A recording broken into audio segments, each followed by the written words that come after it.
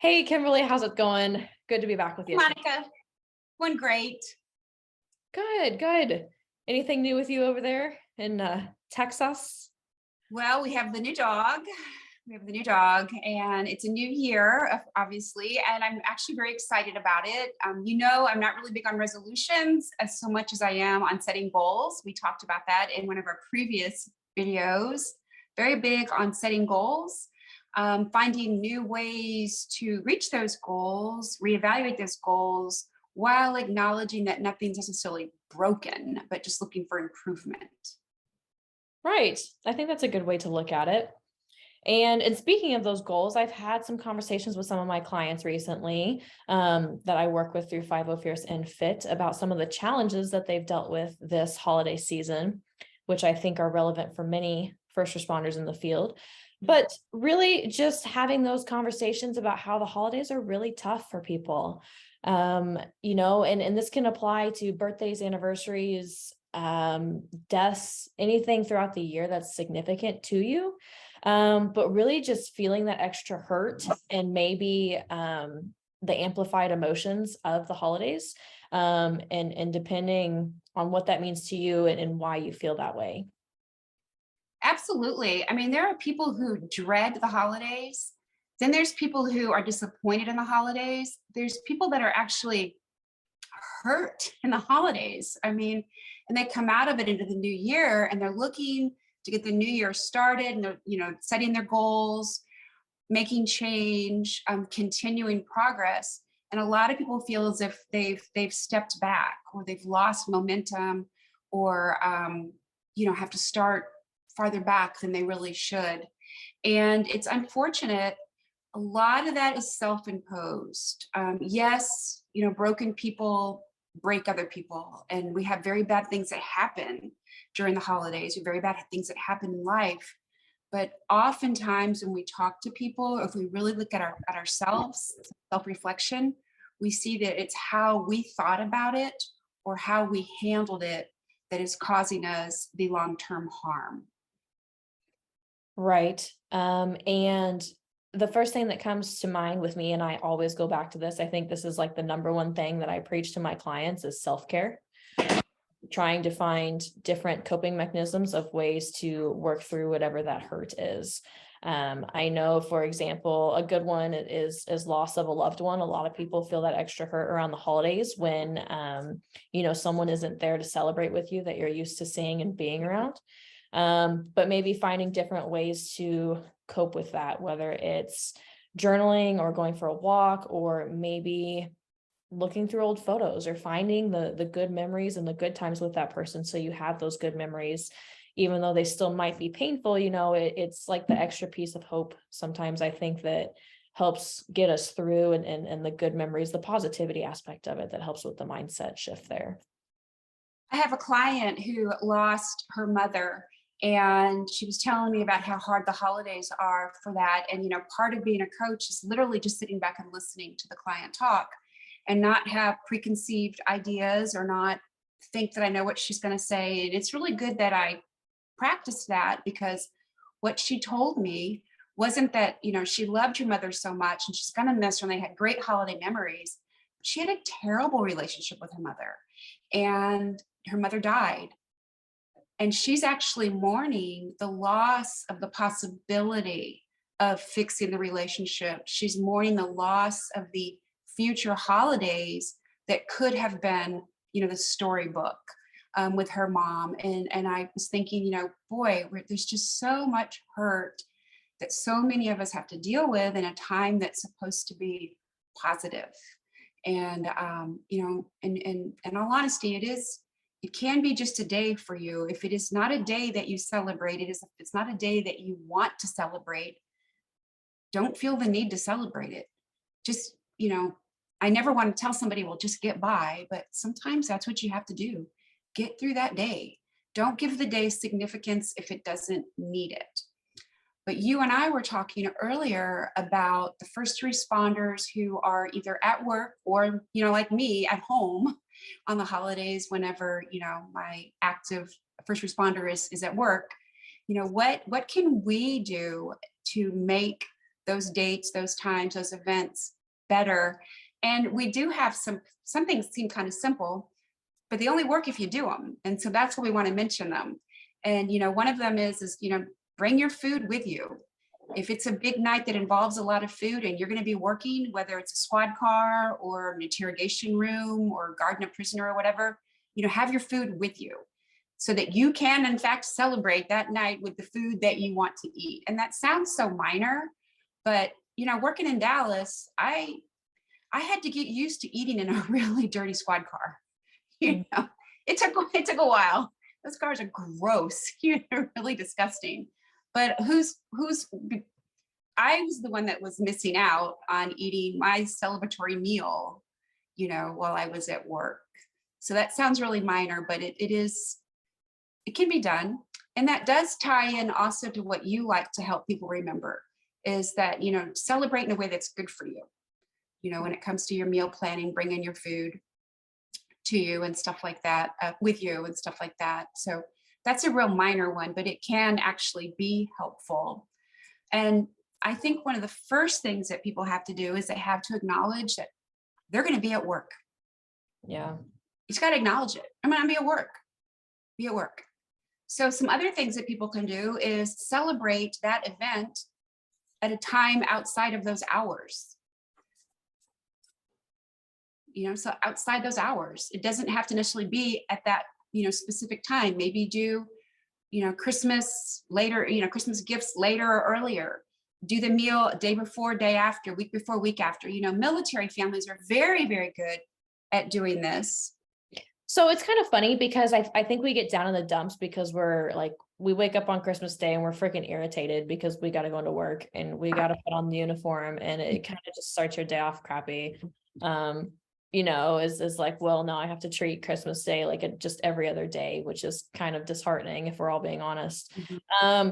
But if you really think about it, like everybody has their own family traditions where it's like, hey, we go to mom's side of the family on Christmas Day, or we go to dad's side of the family on Christmas Eve or the day after, or, any sort of arrangement like that where you're hitting multiple houses for the holiday. And that almost never always happens on Christmas. So you would have those different schedules regardless of if you're working or not. I think it's just being more cognizant of it. It's more in your face when you have to throw a uniform on and go to work instead of being at home in your PJs opening gifts like on Christmas morning. So I think it makes sense just to figure out what works for you and try not to focus on the fact that you're working on the day maybe you want to be home. But like, for example, I know we celebrated Valentine's Day together one night after coming home from shift. And it was like, I can't remember if it was the day of or the day after, because it was like the next calendar day. But we actually sat down and had a meal together at home at 2 a.m. of like taquitos and had, and had the flowers that he had brought me home and like the little bear chocolates or whatever he got for me. And, I think I made a post out of it, but I was like, hey, this is Valentine's Day. It's not so bad. We at least got in a meal together and, like you said, making plans on another day. Have your day for Christmas, have your day for Valentine's or whatever. I mean, even we this year, decided to do a dinner, as a part of our Christmas. And we just did that this week. So it doesn't necessarily lose its significance just because it's not on the actual holiday.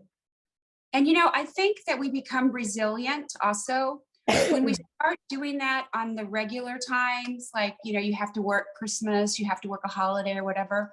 I think in the first responder world, we do need to be resilient. And I'll just give you a really quick example on that. My husband is a SWAT officer in Dallas. He's been there for SWAT, 20 years now. And they had a very critical officer involved shooting right around Valentine's. And it was horrible. It was a horrible event. And we did not celebrate Valentine's Day on Valentine's Day. We couldn't, there was just no way. But we still had a Valentine's celebration. We still went to dinner a couple of days later, and we were able to just kind of relax a little bit, acknowledge, hey, we love each other. We got a good marriage. Everything's fine. And it really put Valentine's into perspective for that year, Of course, the other years we do have the celebration and stuff, But we've got to be able to, if we shut down when we don't get our way, when we get petulant and fussy because we can't, have our birthday dinner on our birthday or whatever, life is going to suck as a first responder. It's really going to suck as a first responder, because there are times like the Valentine's Day I was talking about. My husband was physically present and I was physically present, but we were not emotionally or mentally present to have a Valentine celebration. It was not appropriate. Still loved him, he still loved me, and then we moved on. Now I'll tell you a little funnier story, because I don't want to just end with the bad story. So New Year's Eve in Dallas is fun. It's very fun. So, and I have always worked holidays. After my divorce, if I didn't have my children, I volunteered to work the holidays. And then as I started promoting, I always worked the holidays so that my officers or my sergeants or whatever could be off, because it just works well that way for everybody. So my partner, Cheryl, we were working Oak Cliff. I remember the street we were going up. I remember everything about it. And we were trying desperately to get to a drive-through bank or an overpass or something, because of all the bullets that come down in Dallas often, but especially on New Year's Eve. So we were left a call, we were trying to get there, but we just didn't get there fast enough. And all of a sudden, the gunshots are going crazy. They're just going crazy. I actually see a guy come out of the house, put the gun up in the air and start shooting up into the air. We can't do anything. Okay, people say, well, run in and get him. Yeah, right, dude. You run in there and get that guy. No, you get the fuck out of there is what you do, right? So she's driving. Well, at the same time we see him, we see a guy on the other side of the street out with a long gun shooting up into the air. And Cheryl just very calmly was driving. And I'm just, we're just going, we get out of there. We go hide for a couple of minutes, get back, answer some calls. A couple hours later, we're at the Sally Port at the station, and we're getting our stuff out of the car. This is back when you had to carry a lot of stuff. You had to carry a briefcase. Now it's all, on your phone or whatever. But we had 2 bullet holes in the back of our car. It was, we were like, oh shit. And then we just kind of laughed about it. Now things would be done different. This was back in the mid 90s. Things would be done differently now. Now PS would come out and all that stuff. And they didn't do it back then. And of course, you would get the rounds and it would go through the system that checks for the mark, so it can be matched to a gun later on and all that stuff like that. But that was kind of funny. And I remember that every single New Year's Eve, no matter what I'm doing or where I'm at, I'm always like, I remember that night. Now, I'll be honest, we did not feel like we were being shot at. We have been shot at. It's a different feeling. It's a different experience completely. But that bullet still could have hit us. There's a lot of people that get shot on New Year's Eve, damaged, homes damaged, cars damaged, that nobody was really aiming at them.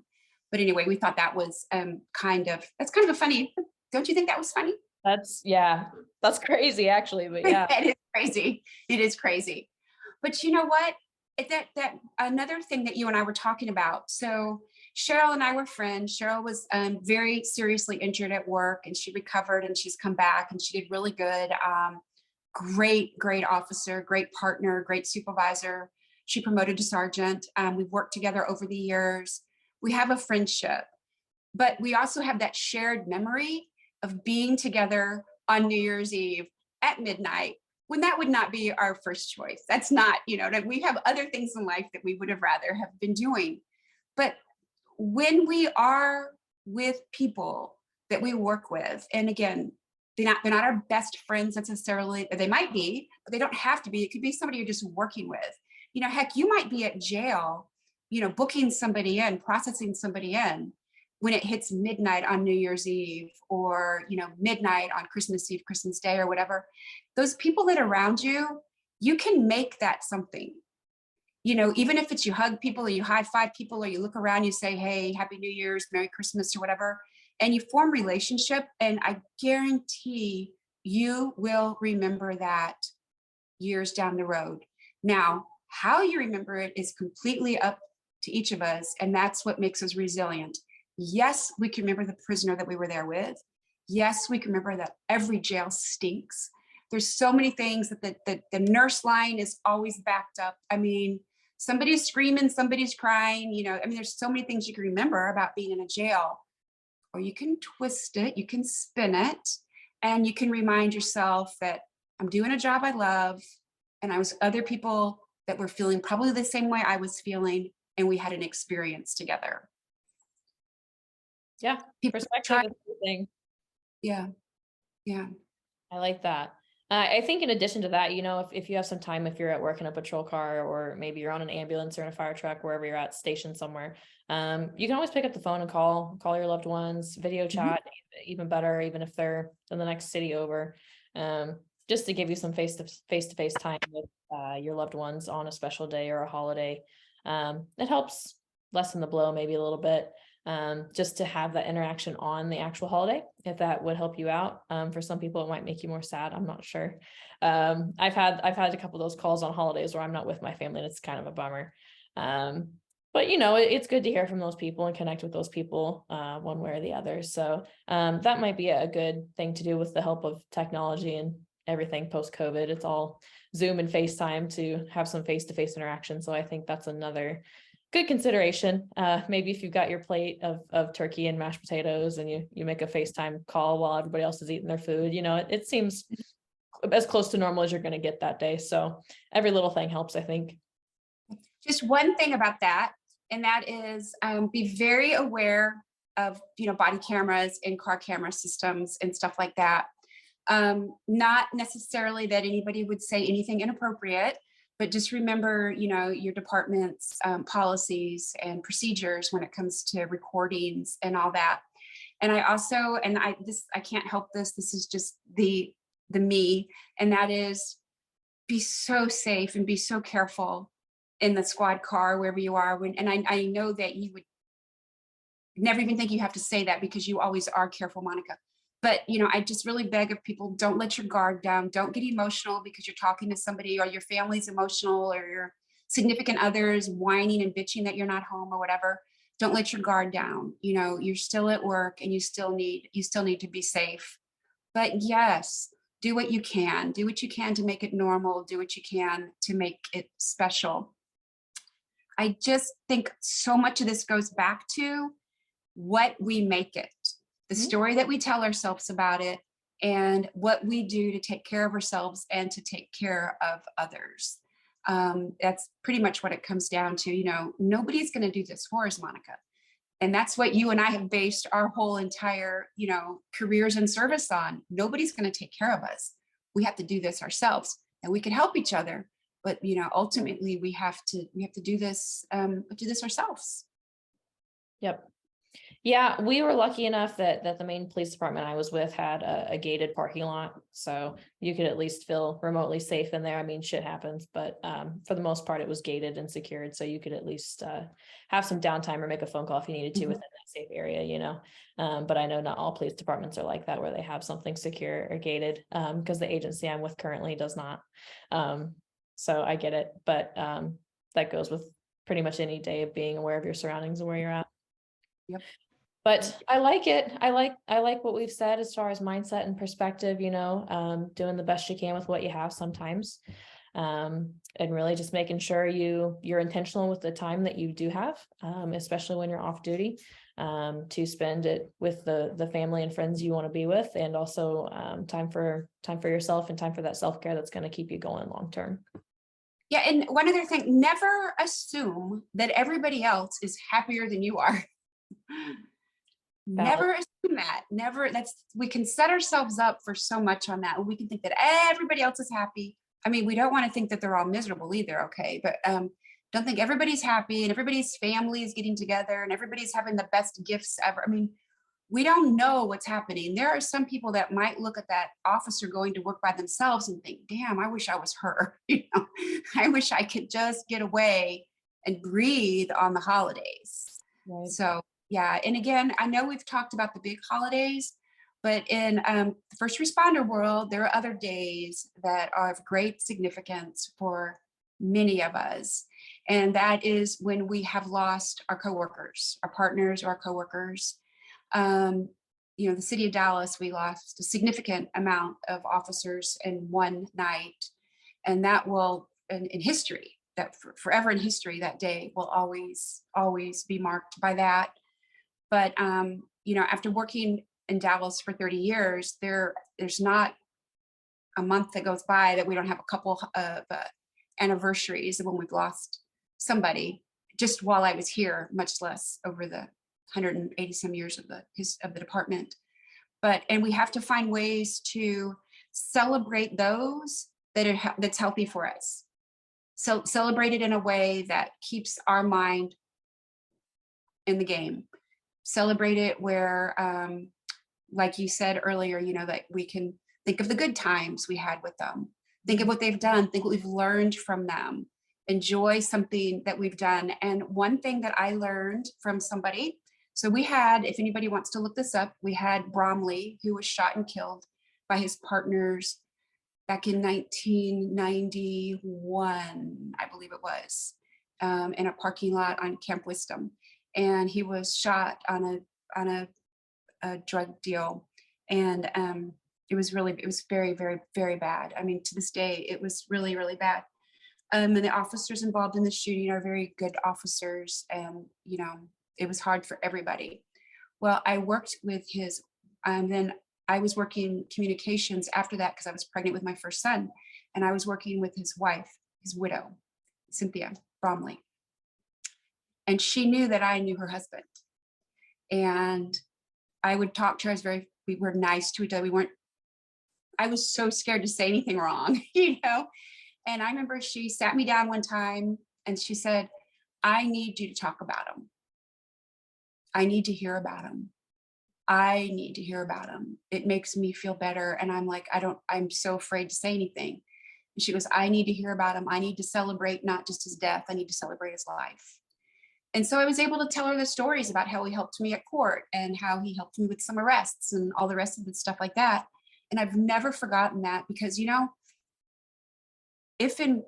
I'm obviously going to die, but when I die, I don't want people to just celebrate my death date, celebrate my life, celebrate what I did when I was living.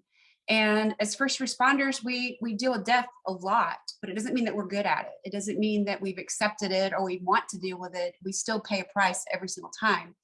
Because of that, we have to get better at dealing with it.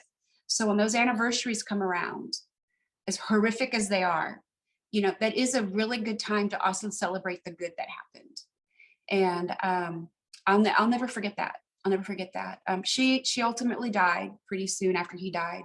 She was very ill. And I'll never forget her looking at me crying one time and saying, who's going to take care of me?